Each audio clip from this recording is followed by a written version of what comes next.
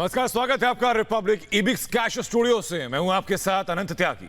नमस्कार, आप देख रहे हो रिपब्लिक भारत को। मैं निधि चतुर्वेदी आपके साथ बड़ी खबर के साथ इस बुलेटिन की शुरुआत कट मनी के खेला की बात करेंगे और साथ ही साथ इस पूरे मामले पे टीएमसी की चुप्पी कब टूटेगी, ये सवाल जिसका तस कायम। क्या कट मनी पर ममता बनर्जी माफी मांगेंगी, सामने आएंगी, अपनी चुप्पी कब तोड़ेंगी वो?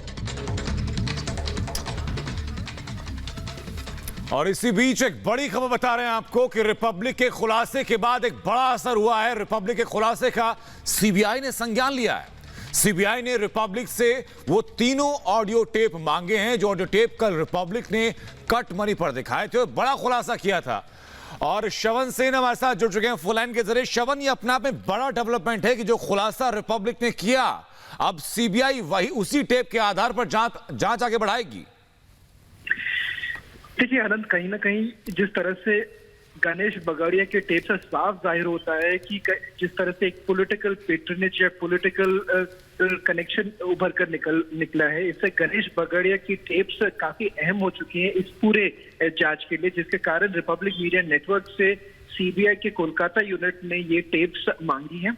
इस टेप से साफ जाहिर होता है कि सिंडिकेट मनी के अलावा किस तरह से कुछ ऐसे पॉलिटिकल नेताओं के हाथ होने की आशंका है जिसके कारण ये टेप्स मांगी गई हैं। दूसरी बात, गणेश बगड़िया आखिरकार है कौन? गणेश बगड़िया अनूप माझी के क्लोज एड है और इस टेप में कई सारे ऐसे नाम लिए गए हैं जिसके कारण सीबीआई ने आज रिपब्लिक मीडिया नेटवर्क से वो 3 टेप मांगी है, जिसे हमने रिपब्लिक भारत में कल शाम को अपने दर्शकों को दिखाया था कि किस तरह से गणेश बगड़िया ने पर्दाफाश कर दिया था कि ये बंगाल में जिस तरह से करप्शन हो रहा था, कट मनी के अलावा किस तरह से बाकी कई चीजें जिसमें दिखा जा रहा था कि कहीं ना कहीं ये पॉलिटिकल कनेक्शन उभर कर आ रहा था, जिसके कारण ये टेप्स आज रिपब्लिक मीडिया नेटवर्क से मांगी गई है। बिल्कुल, शुक्रिया आपका श्रवण हम तक जुड़ने के लिए। और इसी बीच एक और अहम खबर कि बंगाल में कट मनी सिंडिकेट का एक खुलासा हुआ है। 3 ऑडियो टेप सामने आए हैं जिनसे कटमनी की सिंडिकेट का खुलासा हुआ। कोयला घोटाले के आरोपी के करीबी का ये टेप है, यानी अनूप माझी के जो करीबी हैं बागरिया, ये बागरिया का टेप है जिसमें साफ ये सुनाई पड़ रहा है, साफ समझ आ रहा है कि कटमनी का पैसा किस तरीके से लिया जाता था।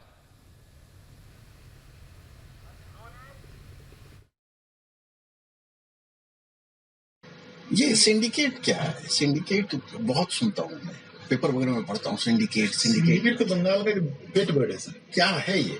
एक सिंडिकेट है वहाँ पर जो Rajarhat area, new town area में नया कंस्ट्रक्शन हो रहा है, वहाँ सिंडिकेट फॉर्म कर दिया पॉलिटिकली। अच्छा। जिसको भी बालू, पत्थर, ब्रिक्स, जो भी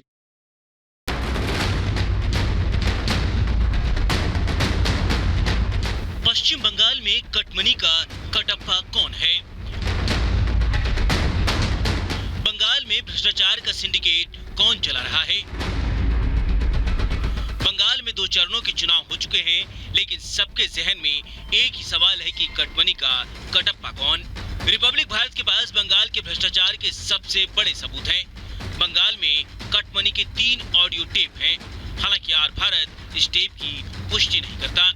इसमें की गई बातचीत में सिंडिकेट का खुलासा हुआ है। बंगाल में हर खरीद पर कटमनी की बात कही गई है और बिना कटप्पा को कटमनी दिए यहाँ कोई काम नहीं होता। हर कंस्ट्रक्शन साइट पर कटमनी के सिंडिकेट का खेल चल रहा है। पहले सुनिए कि कटमनी का कटप्पा क्या कह रहा है। ये सिंडिकेट क्या है? सिंडिकेट बहुत सुनता हूँ मैं, पेपर वगैरह में पढ़ता हूँ। सिंडिकेट तो बंगाल का एक पेट बर्ड है सर। क्या है ये? एक सिंडिकेट है वहाँ पर जो Rajarhat area, new town area में नया कंस्ट्रक्शन हो रहा है, वहाँ सिंडिकेट फॉर्म कर दिया पॉलिटिकली। अच्छा। जिसको भी बालू, पत्थर, ब्रिक्स, जो भी मटेरियल लेने पड़ेंगे सिंडिकेट के थ्रू लेने पड़ेंगे। तो वही सिंडिकेट फेमस नाम हो गया वहाँ।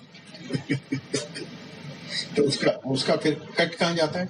जैसे कि जो भी कलेक्शन होती होगी तो कट कहाँ जाता है? लोग क्या करते हैं, जैसे सपोज करिए किसी चीज की रेट 100 रुपया, तो सिंडिकेट वाले लेते हैं 120 रुपया, इंफीरियर क्वालिटी देते हैं, मेजरमेंट में भूल। तो ऐसे करते हैं, सिंडिकेट वाले कमाते हैं और जो पॉलिटिकल बॉसेस है उनका अपना अंडरस्टैंडिंग रहता है। एक स्टोरी और सुनिए। एक्साइज कमिश्नर अपना आदमी पोस्टिंग कर दिया, और एक्साइज कमिश्नर यहाँ बैठा हुआ, उसके बगल में खुद बैठ गया विनय मिश्रा। और सब जो जितने भी प्रोड्यूसर है सबको बुला लिया। और सबको बोलता है पर बोतल इतना देना होगा। तो उसमें से एक दो जो स्ट्रॉन्ग थे वो बोल दिए लेकिन नहीं दे सकेंगे। तो वो फिर कैसे फंड का ट्रांसमिशन कैसे करता था? हाँ? तो वो कहानी नहीं आप लोग को पता है? कहानी तो बताया होगा ना किसी ने? नहीं बताया होगा लेकिन उतना मेरे को याद नहीं है। लेकिन सबका अपना कोर ग्रुप रहता है ना सर। हाँ। वो बातें बाहर नहीं आ पाती। अच्छा, लेकिन फिर भी चूंकि अब इन सब से इन्वॉल्व हुए तो पता नहीं चलता है कि उनका फंडिंग कैसे जाता था वहाँ, पॉलिटिकल जो फंडिंग। यही इसी के। हाँ? यही कौन? अशोक विनय। विनय? विनय के थ्रू ये शुरू से विनय ही शुरू से विनय देख रहा है। शुरू से ही विनय देख रहा है। कब से? टीएमसी गवर्नमेंट आई है उसके समझ लीजिए 1.5 साल बाद से चालू हो गया था। 12-13 से चालू हो गया था। रिपब्लिक भारत के खुलासे के बाद बीजेपी ने बंगाल सरकार पर जमकर पलटवार किया है। यदि इस टेप के बारे में यह टेप सच है तो यह बहुत ही भयानक सच है, डराने वाला सच है। और अगर तृणमूल कांग्रेस में जरा भी नैतिकता है तो कम से कम उन्हें आकर साफ साफ यह कहना चाहिए था कि यह झूठ है। और अगर वो ये नहीं कह रहे हैं तो फिर यह सिद्ध है कि यह सच है। तो सुना आपने कि बंगाल में कटमनी का खेल कैसे धड़ल्ले से चल रहा है। बिना रोक टोक कटमनी के सिंडिकेट सक्रिय हैं। बंगाल में बिना कटमनी दिए कोई काम नहीं होता। अगर आपके पास देने के लिए कटमनी नहीं है तो आपका पत्ता साफ ही रहेगा, यानी कटमनी दो ठेका लो। Bureau report, Republic Bharat. तो कल ही रिपब्लिक मीडिया नेटवर्क ने बड़ा खुलासा किया कटमनी को लेकर और कुछ वाजिब सवाल हैं जो लगातार उठ रहे हैं। इस बीच सीबीआई ने संज्ञान लिया, खबर का असर हुआ। पहला सवाल क्या है वो देखिए, क्या कटमनी पर टीएमसी अपनी चुप्पी को तोड़ पाएगी?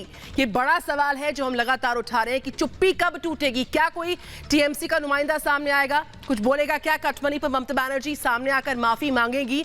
ये सवाल। साथ ही साथ कटमनी का पैसा किस किस तक पहुंचा है, कैसे कैसे पहुंचा, किस किस तक पहुंचा, ये बड़ा सवाल लगातार हम उठा रहे हैं। और क्या कटमनी वालों पर एक्शन हो पाएगा?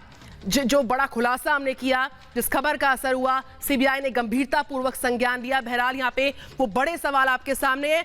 और इस बीच श्रीरामपुर चलते हैं, हमारे साथ हमारी सहयोगी लगातार ग्राउंड जीरो से लाइव रिपोर्ट कर रही है अनुपमा झा के पास में जाना चाहूंगी। अनुपमा, सवालों की फहरिस्त बहुत बड़ी है, नेक्सस बहुत बड़ा है, खुलासा चूंकि बहुत बड़ा है, लिहाजा क्या कोई टीएमसी का नुमाइंदा आगे आएगा? क्या ममता बनर्जी आगे आएंगी, चुप्पी तोड़ेंगी, अपने रुख को साफ किया जाएगा? क्योंकि माफी मांगने को लेकर भी सवाल उठते हुए अनुपमा।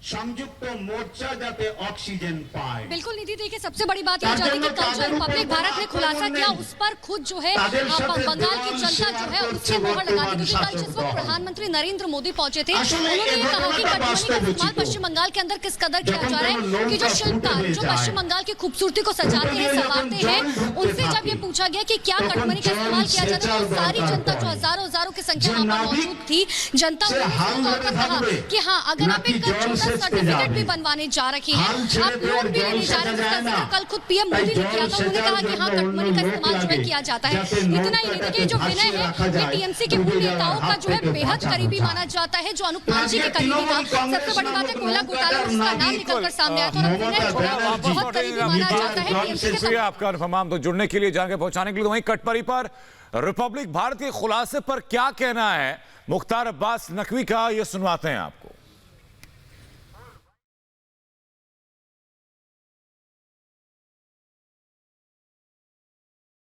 सर, जिस तरीके से टीएमसी सरकार जिस तरह से देख रहे हैं पिछले 10 साल से वहां पर सरकार में रही है, लेकिन भ्रष्टाचार में भी लिप्त रही है और इस तरीके के सबूत रिपब्लिक भारत के पास है। देखिए, जो पश्चिम बंगाल की टीएमसी सरकार है, करप्शन, क्राइम और कुशासन उसका यूएसपी रहा है। आप अगर पूरे इनके शासनकाल में देखें, कुशासनकाल में देखें, तो बहुत बेदर्दी और बेशर्मी के साथ करप्शन होता रहा और सरकार के संरक्षण में होता रहा।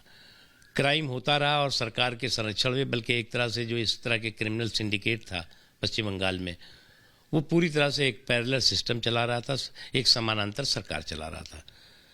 और कुशासन का सबको मालूम है। तो ये सरकार एक के बाद एक जिस तरह से आज रिपब्लिक टीवी एक्सपोज कर रहा है, आज जनता के बीच में एक्सपोज हो रहा है, वो निश्चित तौर से वो इस बात का प्रमाण है कि बहुत बेदर्दी और बेशर्मी के साथ पश्चिम बंगाल की जनता की लूट की गई है और लूट करने वालों को छूट दी गई है। तो सर, जिस तरीके से ये सबूत मिले हैं उस टेप में, ये सिंडिकेट के जो लोग हैं वो बता रहे हैं कि कैसे हर चाहे किसी भी काम में सिंडिकेट इन्वॉल्व रहता है और सिंडिकेट के द्वारा एक तरीके से जो पैसे का आवागमन वो होता रहता है और सरकार पैसा लेती है। बात आप समझ लीजिए, बेईमानों की विदाई का बैंड बाजा बज चुका है। अब बेईमानों की विदाई का जब बैंड बाजा बज चुका है तो वो सारी जो जनता से लूट हुई है, की गई है, और जिन्होंने जनता की लूट को 100% छूट दी है, उनसे सूद ब्याज के साथ हिसाब किताब जनता करेगी और हम सब करेंगे। सर, अभी जिस तरीके से तमाम वीडियोस भी आ रहे हैं, हम देख रहे हैं कि कैसे फोर्सेस के ऊपर भी ये लोग लगातार कटाक्ष कर रहे हैं। बीएसएफ सीआरपीएफ को लेकर भी ये कह रहे हैं कि टीएमसी जिस तरह से हमलावर है, और साफ तौर पे ये कह रहे हैं कि वो हमारी सुरक्षा के लिए नहीं बल्कि वो बीजेपी की सुरक्षा के लिए। ये पराजय से पहले की पेशबंदी होती है, इसको कहते हैं जब पराजय होने वाली होती है तो उससे पहले की भूमिका बनाई जा रही है।